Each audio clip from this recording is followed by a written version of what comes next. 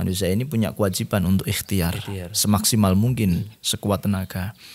Tetapi endingnya kita harus memasrahkan itu kepadanya. Apapun yang terjadi di sini, ya ma khalaqta hadza batila. Tidak ada yang sia-sia. Jadi baik buruknya itu kalau diambil sisi kacamata yang positif akan menjadi hikmah. Jadi ilmu yang amaliyah, amaliyah yang ilmiah. Assalamualaikum warahmatullahi wabarakatuh. Waalaikumsalam warahmatullahi wabarakatuh. Alhamdulillah wassalatu wassalamu ala Rasulillah wa ala alihi wa ashabihi wa mawalah. Apa kabar Sobat TK News? Mudah-mudahan dalam keadaan cager bager lahir batin.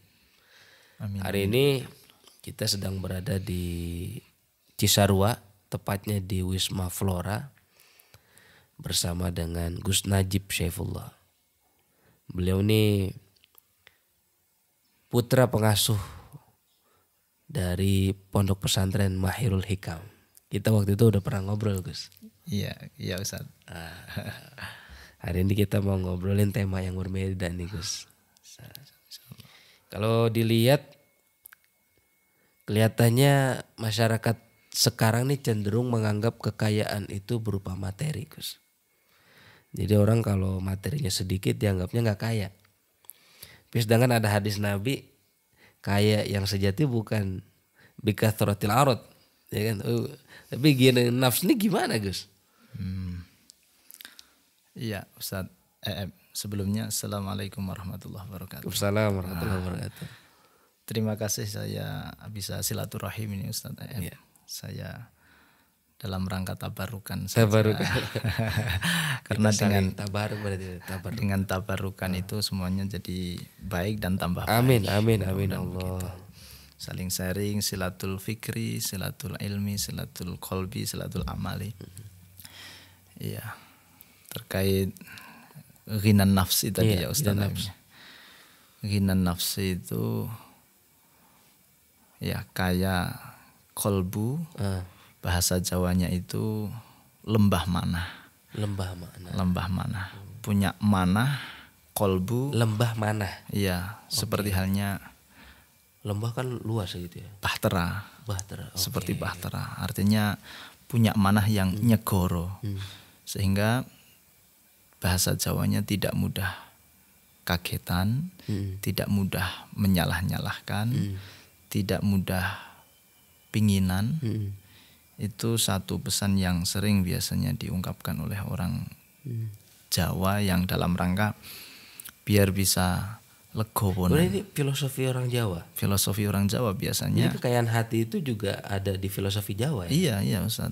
Jadi lembah manah itu tadi yang kemudian berusaha mencoba untuk menguatkan keimanan qadha qadarnya. Jadi apapun itu kan sudah dalam garis qadha dan qadarnya. Sehingga kalau memang belum jatahnya misalkan, kalau belum garisnya, sebisa sekuat apapun ikhtiarnya, ya tetap akhirnya ya harus pasrah. Kita harus mencoba mengembalikan semuanya ke sana.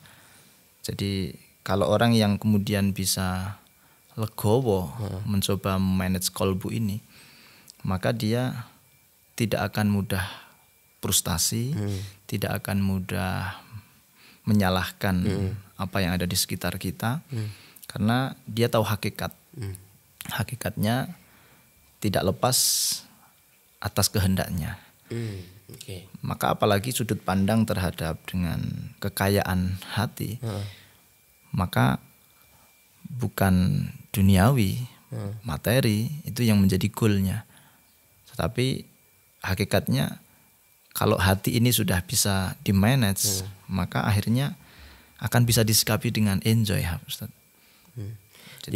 Jadi artinya gini, ketika orang disebut kaya hati, itu punya kekayaan hati, hatinya tuh luas, lapang gitu ya. Walaupun misalnya hartanya sedikit. Iya. Tapi walaupun hartanya banyak, tapi kalau hatinya sempit, itu disebut miskin. Miskin. Oke. Karena hakikatnya belum bisa memanage hati, belum bisa memanage kolbu. Artinya tidak jadi jaminan harta maupun dunia itu. Banyak juga yang mungkin terpenuhi secara fasilitas, aksesoris ada, tetapi hati kolbu belum ayem misalkan, rasanya masih gundah gulana. Yaitu PR yang kemudian bahwa ketenangan kolbu ini letaknya bagaimana bisa memanage kolbu ini, bukan dengan solusi materi. Kadang materi tidak bisa menjamin. Ya. Sedikit, tapi kalau dia bisa memanage, bisa misalkan legowo tadi. Apalagi banyak. Syukur, apalagi banyak. Ini benar Ustaz. Jadi tatma'innul qulub, itu betul-betul bidzikrillah. Ingat kepada Allah.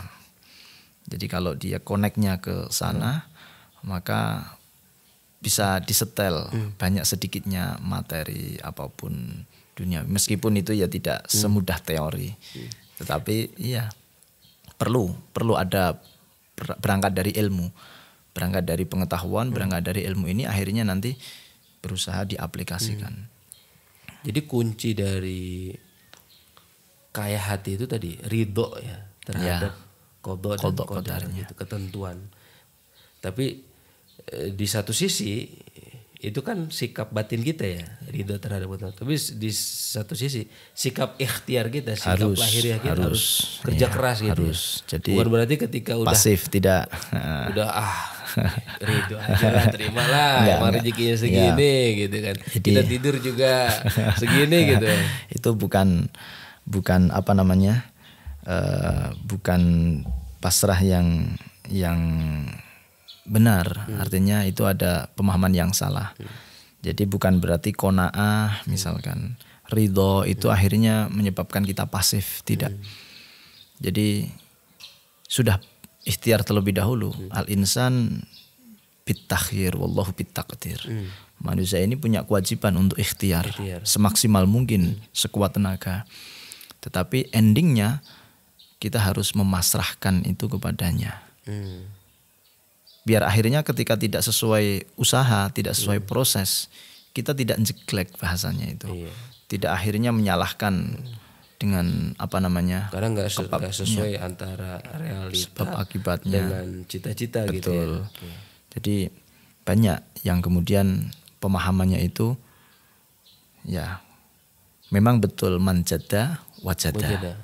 Tetapi hakikatnya yang bisa mewujudkan, yang bisa merealisasikan itu wilayah Allah yang kadang tidak disesuaikan dengan ikhtiar. Artinya kita punya kewajiban berikhtiar, tapi hakikat kenyataan ini kita harus totalitas bahwa itu memang atas rahmatnya misalkan, atas kehendaknya dan sebagainya. Sehingga suatu saat ternyata usaha yang semaksimal itu tidak sesuai dengan harapan, tidak sesuai ekspektasi, maka kekecewaan itu tidak sampai ada suudzon kepada Allah. Ini berangkat dari husnudzon. Jadi husnudzon billah itu menjadi kunci dalam kita mencoba melihat ke orang lain dengan kacamata yang positif. Tasawuf itu berusaha sufi, mungkin dengan mencoba kita mengawali dari husnudzon. Husnudzon dengan diri sendiri, husnudzon terlebih kepada Allah. Apapun yang terjadi di sini, ya makhluk tahadza batila, tidak ada yang sia-sia. Jadi baik buruknya itu kalau diambil sisi kacamata yang positif akan menjadi hikmah. Kalau tamak terhadap dunia itu boleh nggak Gus? Kalau tamak terhadap dunia, tapi artinya penting nggak sih kita punya rasa rakus gitu untuk memperoleh dunia gitu. Tapi di satu sisi kita ada qanaahnya nih gitu. Bisa nggak tuh menyatu tuh? Kalau tamak yang diperbolehkan itu kepada Allah. Oke. Tapi kalau tamak kepada dunia ini jangan. Kalau roja memang kita diharuskan kepada Allah. Jadi khaufa wa tama'a, antara apa namanya, khawatir dan ada harapan. Jadi harapan rojanya kepada Allah terhadap dunia ini kita mencoba dalam genggaman, tidak masuk ke dalam hati. Sehingga kita nanti memanagenya insya Allah akan bisa menjauhi yang namanya hubud dunya, sukuli khotiah misalkan. Tapi gini Gus, tema-tema tentang misalnya hubud dunia ini kan sering banget di dalam dunia tasawuf nih, itu sebagai sesuatu yang negatif gitu, sesuatu yang negatif. Jadi akhirnya buat sebagian orang tasawuf itu membuat orang kurang semangat kayaknya untuk mencari dunia gitu. Apa ini pemahaman yang keliru atau memang seperti apa? Sebenarnya kita jangan ngoyok lah gitu. Jangan banyak keinginan gitu. Lah, tapi kan kalau pengen ini kita nggak boleh banyak keinginan. Saya kan pengen punya ini, pengen punya ini. Sebenarnya kebutuhan manusia kan kompleks dan banyak. Boleh-boleh saja, sah-sah saja kita punya keinginan yang beraneka macam ragamnya. Kalau orang itu sudah bisa ngilmoni, maka semuanya akan bisa menjadi akhirat, bisa menjadi ibadah. Saya kira mungkin ada beberapa pemahaman yang perlu kemudian diluruskan sehingga biar tidak kesannya kalau yang sudah masuk di tasawuf itu harus kayaknya gairah buat cari dunianya tuh munduran. Grade-nya itu langsung lemas gitu kayaknya. Seharusnya justru dengan cara itu akhirnya menjadi winner, menjadi yang terdepan untuk bisa mengaktifkan dalam semua lini. Jadi menjadi menjadi satu alat yang akhirnya bisa untuk menghantarkan ke akhirat dunia, tapi bisa buat bekal untuk akhirat. Ini tergantung di manajemen niatnya. Jadi kita misalkan senang dengan dunia, tapi dalam rangka untuk menghantarkan kita di akhirat, itu bagus-bagus malah justru itu. Jadi yang harus diluruskan tuh niat kita. Niat kita. Jadi jangan sampai silahkan gitu bergairah, bersemangat gitu ya, termotivasi untuk mencari harta sebanyak apapun gitu ya. Tapi niatnya harus lillahi ta'ala. Dan jadi dipergunakan sesuai dengan tuntunan ilahi gitu ya. Justru dalam hadis itu al-mu'min al-qawi ahabu ilallah. Mukmin yang kuat secara kan? Pengetahuan, kuat secara ibadah, kuat secara materi, kuat secara finansial, kuat dalam segala hal. Ini justru akan disukai oleh Allah. Betul. Kalau pada saatnya misalkan kok kemudian Allah menggariskan mukmin yang tidak qawi dalam segala hal, maka kekuatannya ya akhirnya mencoba untuk di dalam kolbu ini semuanya baru kita betul-betul mengedepankan qadha dan qadarnya itu tadi. Jadi kekuatan kita tidak sebatas di dalam materi, tapi di dalam substansi itu. Artinya sufi yang kuat secara lahiriah dan kuat secara batiniah, kuat secara ibadah, kuat secara finansial juga. Ini lebih disukai sama Allah. Jadi jangan sampai sufi ini akhirnya menjadi kambing hitam yang melemahkan dalam sisi-sisi itu. Ya. Jadi ya ada kesalahan yang kemudian perlu digaungkan bahwa ulama-ulama dulu kan sudah banyak juga yang mengawali bahwa sufi itu harus kuat secara lahiriah maupun secara batiniahnya.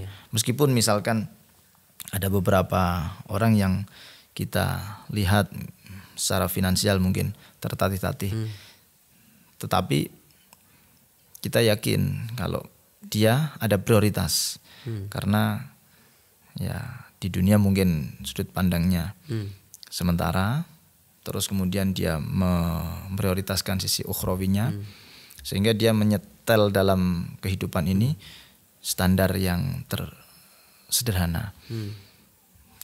Ya itu pilihan sebenarnya, pilihan ini Ustaz. Tetapi laisal ghina an kasratil aradi walakinnal ghina ghinan nafsi. Kalau dalam makalah dalam satu manakib dalam satu keterangannya itu ada al-fakir, as-sabir, afdalu minal ghaniyyi syakir. Nah, misalkan. Tetapi lagi-lagi al-qawi al-mu'min al-qawi ahabbu ilallah. Al-fakir as-sabir afdalu minal ghaniyyi syakir. Misalkan seorang yang fakir kalau sabar dia lebih utama daripada.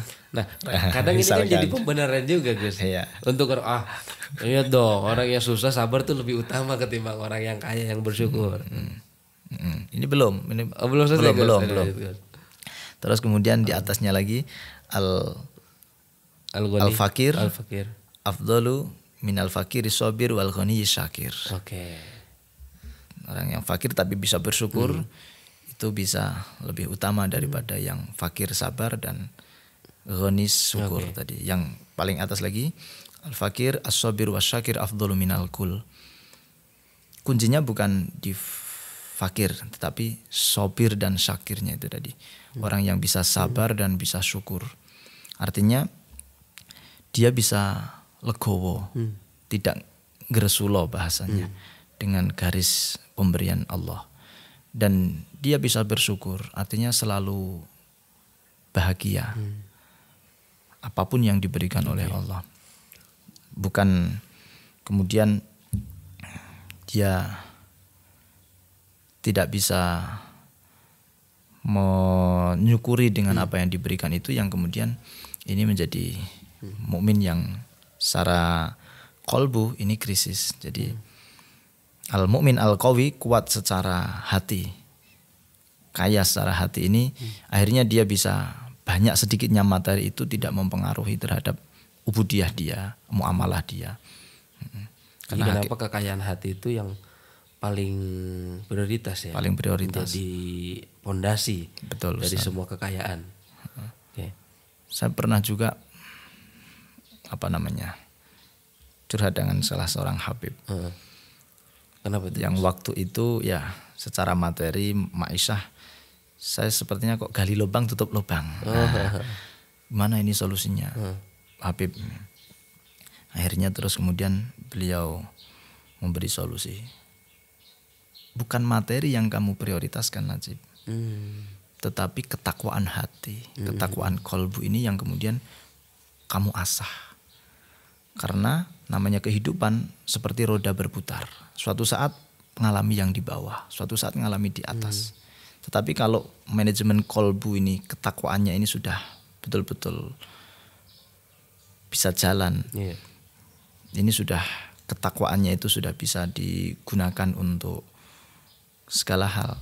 Maka dia akan bisa menyikapi ketika di posisi terendah, di posisi paling bawah misalkan, dia akan tetap bisa sabar misalkan. Kalau di posisi atas dia juga tidak akan sombong. Jadi kuncinya bukan terletak banyak sedikitnya, tapi seberapa syukurnya. Seberapa syukurnya.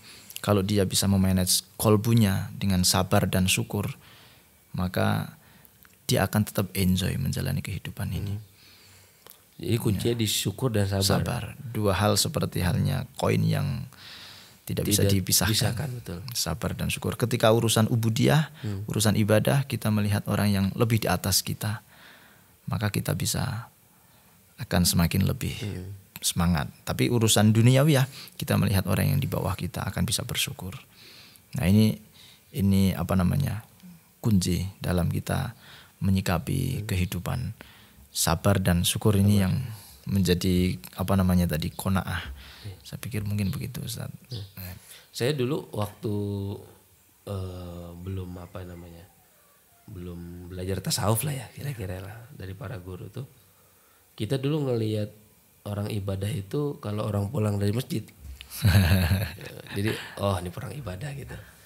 Tapi setelah belajar tasawuf, saya ngelihat tukang ojek online. Saya ngelihat ini orang lagi ibadah. Tolabul halal kan fardun, wajib. Betul. Ya, saya ngelihat orang lagi bawa sayur. Saya ngelihat ini lagi ibadah nih orang. Karena dia lagi nyari halal. Ya, betul ya? Saya ngelihat orang lagi lagi nungguin dagangan, kue, terus ini orang lagi ibadah. Jadi dulu perspektif saya sesempit itu. Jadi ketika ngelihat orang ibadah itu hanya ketika orang pulang dari majlis zikir, pulang dari masjid gitu. kurang dari pesantren. Dulu saya sesempit itu, tapi sampai akhirnya saya belajar, oh enggak dong, nyari harta itu untuk halal itu fardun. Yang fardun itu kan nggak bisa ditinggal artinya. Jadi ketika kita ngelihat orang lagi cari nafkah, orang lagi nganterin anaknya gitu kan, orang lagi motongin daging di pasar, motong ayam, katanya ini orang lagi ibadah semua. Iya, memang ada yang mungkin sudut pandang kita terjebak bahwa ibadah itu yang mahdoh saja. Iya, betul. Padahal ibadah ada yang ghairu mahdoh dan bisa bernilai ukhrawi tergantung niatnya. Betul. Jadi soleh secara ritual, soleh secara sosial. Hablum minallahnya bentuknya misalkan ibadah, sholat fardu, puasa dan sebagainya yang kaitannya mahdoh. Tapi yang horizontal secara vertikal hablum minannasnya itu tidak bisa dilepaskan. Justru manifestasi misalkan aktualisasi dari kita ibadah secara ritual itu bisa dilihat bagaimana dia bermuamalah. Hubungan baik secara Allah kepada Allah harus ada keseimbangan. Jadi ritual dan sosial ini tidak bisa tumbang tindih, harus dua-duanya. Ini yang bahasa solehnya mungkin kafah, ya. Bahasanya sempurna mungkin begitu. Meskipun ya ini proses untuk menyeimbangkan. Jadi tanbih kan itu kan jelas itu ya. Jadi harus misalkan taat dengan agama dan taat dengan negara. Ini dua-duanya harus dijalankan secara sewajarnya. Itu yang mungkin menjadi kunci. Kita tidak boleh terjebak hanya kemudian secara spiritual saja, tapi secara sosial ataupun ubudiyah saja atau ritual saja. Padahal kita tidak boleh terjebak dalam simbolis saja, tapi substansi. Agama ini akhlak kan begitu. Agama ini bisa dibilang unggah-ungguh. Unggah-ungguh apa tuh, Gus?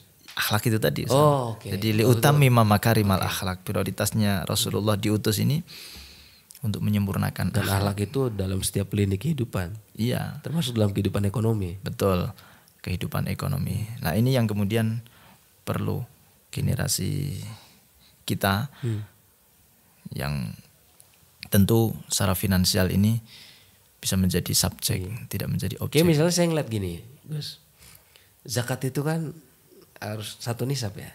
Maksudnya mengikut taruhlah 85 gram emas. Ya. Misalnya sekarang harga emas 900 saja. Taruhlah buletin lah 1 juta. Itu kan paling nggak 80 juta. Iya. Artinya ketika nggak ada orang yang punya nisab ini kan syariat zakat hilang, Gus. Iya. Maka gimana caranya supaya syariat ini tetap terjaga?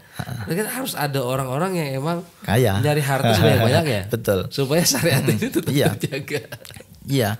Kita kalau hanya sekedar jadi objek, ya akhirnya pengamalan zakat itu akhirnya diambil alih orang-orang yang tidak mungkin. Iya, artinya jangan sampai orang yang punya hartanya mencapai nisab, mereka bukan muslim, nggak ada kewajiban gitu. Iya, yang paham agama yang justru menjadi objek. Iya, mustahik maksudnya Gus. Okay. Artinya iya, muzaki ini sebisa mungkin dari orang-orang yang paham. Iya, betul. Banyak yang mereka sudah mampu sebetulnya tapi belum punya kesadaran misalnya. Makanya potensi zakat yang luar biasa ratusan triliun tapi baru terrealisasi kayak tahun ini aja kan baru sekitar di angka 17. Nah, jadi saya ingat tuh tahun 2001 itu target 13 terus naik lagi. Nanti tahun depan itu rencananya 33 triliun. Dari angka 300 triliunan. Ini masih jauh.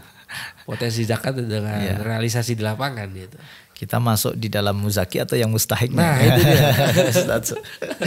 Artinya gini, potensi itu kan untuk muzaki. Dan muzaki yang sudah mampu pun mereka belum ada kesadaran untuk mau bayar zakat gitu. Jadi ini kan kita ada 2 PR. Satu yang memang muzaki yang sudah berkewajiban untuk membayar zakat tapi belum sadar. Yang kedua, bagaimana secara mustahik ini bisa meningkat grade-nya menjadi muzaki. Ini gimana secara perspektif tasawuf tuh? supaya kita ini bisa semangat gitu, Gus. Jadi nyari harta sebanyak-banyaknya untuk menjadi wasilah. Untuk menjadi wasilah. Untuk hifzuddin kan menjaga syariat itu tadi. Betul. Terus yang kedua untuk hifzun nafs, kita menjaga supaya saudara kita nih bisa, ya supaya mereka nih enggak, kan kalau orang miskin ujung-ujungnya apa? Iya. Mereka ada kerjaan, kriminal. Ya. Gitu. Jadi al yadul ulya khairun minal yadis sufla. Ini yang perlu kemudian kita aktualisasikan. Rasulullah ternyata juga sekuat tenaga, banting tulang dan lain sebagainya, kerja keras untuk bisa menjadi yadul ulya ini tadi. Karena mukmin al-qawi itu tadi betul-betul ahabbu ilallah wa rasulih. Terus kemudian kadal fakru ayyakuna kufrun. Ini yang kemudian kita harus hati-hati. Jadi dengan kefakiran yang tidak dilandasi dengan iman ini miris kalau akhirnya mudah dipengaruhi. Akhirnya masalah akidah, iman ini mau ditukar dengan dunia. Naudzubillah. Jadi kunci pertama dari kolbu, terus kemudian mindset kita mencoba bahwa dunia ini semuanya ladang untuk akhirat. Jadi dunia mazra'atul akhirah. Sebanyak-banyaknya urusan dunia kita cari, tapi yang tahu dia tidak akan terjebak dengan dunia. Tapi dia akhirnya bisa ngilmoni dunia itu tadi untuk menghantarkan ke akhirat. Ini yang kemudian kalau sudut pandangnya yang keliru, dunia itu akhirnya dunia itu hina, nggak usah dikejar. Ya gitu. Akhirnya kita menjadi terbelakang dan tertinggal. Padahal bangun sekolah pakai duit, bangun pesantren pakai duit. Betul. Pendidikan yang berkualitas pakai duit. Jadi kalau seperti itu sudut pandangnya, dia tidak akan menjadikan alasan bahwa yang masuk di tasawuf ini menyebabkan kemunduran, kelemahan dan sebagainya. Tidak. Jadi satu pasang niat yang lurus ya Gus. Betul. Dan kemudian dunia ini adalah mazratul akhirah. Kita jadikan sebagai ladang sebesar-besarnya untuk mencari dunia, tapi itu sebagai nilai bekal investasi kita di akhirat. Kemudian yang ketiga, kita ingat hadis Nabi tadi, tangan di atas itu harus jadi apa namanya? Jadi moto kali ya. Iya betul. Jadi moto ya, tangan di atas harus kita harus jadi tangan di atas, karena tangan di atas lebih baik dari tangan di bawah. Jadi dalil-dalil atau hadis-hadis Nabi atau ayat Al-Quran yang kita gaungkan ke masyarakat adalah supaya semangat ini hadis-hadis yang memang al-mu'minul qawi itu yang kita angkat ya. Yang kita angkat itu. Jadi seperti kolbu itu dari kunci utamanya, terus aktualisasi menjadi mukmin yang kuat dalam segala hal. Ini akan menjaga agama dan martabat dan lain sebagainya. Jangan sampai ya, ini harapan kita, harapan doa ya, mukmin tapi justru di bawah atas komando orang yang nanti bisa dibeli Gus. Ya, makanya itu tantangan kita secara mungkin finansial, ekonomi, ini yang kemudian PR bersama. Tapi kita harus husnudzon, lagi-lagi husnudzon. Jadi kunci husnudzon itu nggak boleh ditinggal ya. Ya, al-Islam ya'lu wala yu'la alaih. Islam itu tetap menjadi prioritas, tetapi tidak terus kemudian kita pasif dengan kita tinggal mangku tangan diam saja, tidak, tapi harus aktif, harus menjadi subjek. Kalau tidak menjadi subjek ya kita akhirnya menjadi. Ya kan kalau kita lihat data di lapangan misalnya, itu kan umat Muslim kita terbesar itu kan di benua Asia. Tapi mayoritasnya kan minal fuqara wal masakin. Ya. Gitu. Ini secara data Gus. Ya. Secara data Gus. Artinya kan harus harus mainstreaming. Mukmin yang kuat itu bagaimana kita mainstreaming kan gitu. Jadi al-fakir yang tadi al-fakir as-sobir, asyakir itu khairum minal kul itu kan lebih mengedepankan, kayaknya orang bisa salah tangkap gitu. Iya betul. Itu yang kemudian kita harus diantisipasi. tidak cukup berhenti di situ, tetapi lanjutannya itu tadi al mukmin al qawi ahabbu ilallah. Itu harus lebih banyak digaungkan. Digaungkan. Makanya saya mengangkat itu tadi, kadang ada orang yang kemudian salah persepsi atau terjebak di satu pemahaman yang seolah-olah kalau sudah sufi harus meninggalkan dunia. Yang dipahami zuhud itu harus meninggalkan dunia, mungkin menjauh dari orang banyak dan sebagainya. Tidak begitu juga. Jadi biqalbin salim ini untuk modal kita bertemu Allah itu kuncinya ya hati, manah ataupun kolbu yang dia bisa memanage. Jadi meskipun bersama dengan orang lain dan berkumpul dengan masyarakat yang ada di sekitar, tapi kalau hati ini bisa termanage, kolbu ini bisa betul-betul bersih dari noda-noda itu, maka dia akan tetap selamat. Kayak salah satu instrumen kan, kolbu kita kan kalau udah kita rapihkan, bersihkan, salah satu instrumen yang ada di dalam ekonomi Islam itu kan wakaf.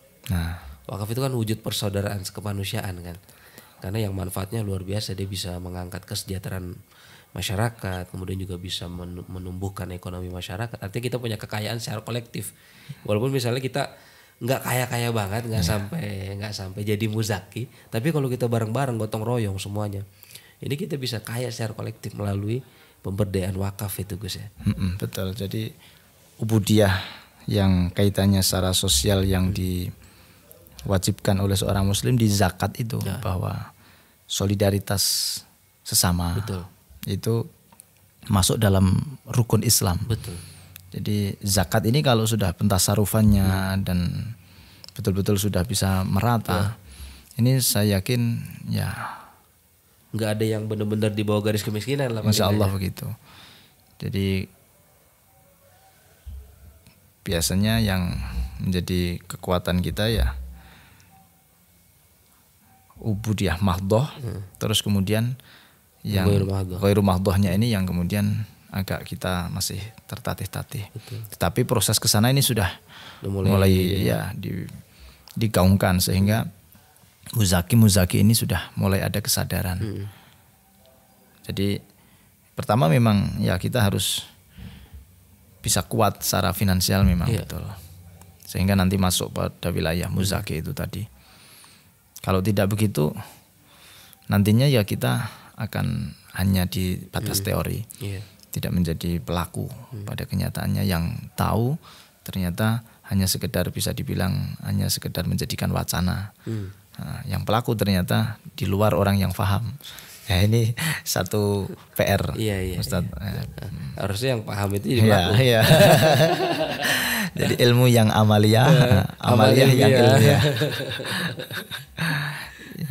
Jadi bisa saya simpulkan nih Gus. Boleh. Bagaimana kita bisa menata hati supaya lebih baik lagi, supaya hati kita menjadi qalbun salim, sehingga kita bisa menjadikan dunia ini mazra'atul akhirat, ladang untuk bekal kita nanti di akhirat. Dan itulah yang akan menjadikan kita bahagia di dunia di akhirat. Dan tadi satu yang dipesankan oleh Gus Najib adalah bagaimana kita bisa berupaya untuk terus menjadi kuat, menjadi mukmin yang kuat, karena itu lebih disukai Allah. Gitu. Kuat secara keimanan, kuat secara keilmuan, kuat secara finansial, kuat dan lain sebagainya Gus ya. Betul Ustaz. Terima kasih banyak Gus Najib. Sama-sama Ustaz. Pertemuan kita jadi obrolan yang bermanfaat. Amin. Terima kasih juga Ustaz. Lain kali Gus. Insyaallah. Makasih banyak Gus ya. Sama-sama, jazakumullah. Oke, Sobat TK News, terima kasih sudah menyaksikan dan mendengarkan. Kita jumpa lagi Sabtu mendatang. Jangan lupa download aplikasi TK News. Assalamualaikum warahmatullahi wabarakatuh. Waalaikumsalam warahmatullahi wabarakatuh.